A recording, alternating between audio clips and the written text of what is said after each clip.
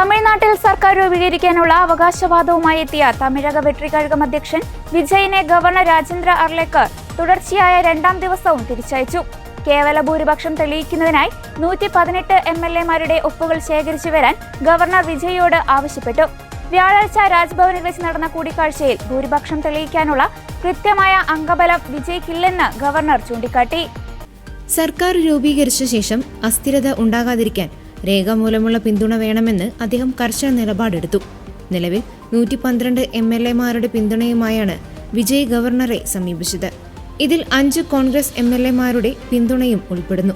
തിരഞ്ഞെടുപ്പിൽ 2 സീറ്റുകളിൽ വിജയിച്ച വിജയ് 1 ഒഴിയുന്നതോടെ TVKയുടെ അംഗബലം 107 മാറും. ഇതോടെ കേവല ഭൂരിപക്ഷത്തിന് ആവശ്യമായ 118 തികയ്ക്കാൻ 5 അംഗങ്ങളുടെ പിന്തുണ കൂടി വിജയ്ക്ക് ആവശ്യമാണ്.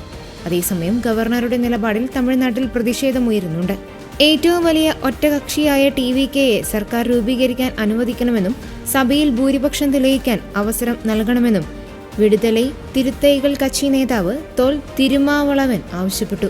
BJP തമിഴ്നാട് രാഷ്ട്രീയത്തിൽ ഇടപെട്ട് ആശയക്കുഴപ്പം ഉണ്ടാക്കുകയാണെന്നും അദ്ദേഹം ആരോപിച്ചു. ഗവർണറുടെ നടപടി ഭരണഘടനാ വിരുദ്ധമാണെന്ന് CPI പ്രതികരിച്ചു. ഭരണഘടനയുടെ അനുച്ഛേദം 164 പ്രകാരം മുഖ്യമന്ത്രിയെ നിയമിക്കാനുള്ള അധികാരം ഗവർണർക്കാണ്.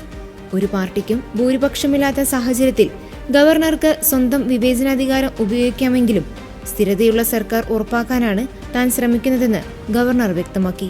തമിഴ്നാട്ടിൽ DMK, AIADMK ദശകങ്ങളായി തുടർന്നു പോന്ന ആധിപത്യം തകർത്തുകൊണ്ടാണ് വിജയുടെ TVK തിരഞ്ഞെടുപ്പിൽ നിർണായക മുന്നേറ്റം നടത്തിയത്.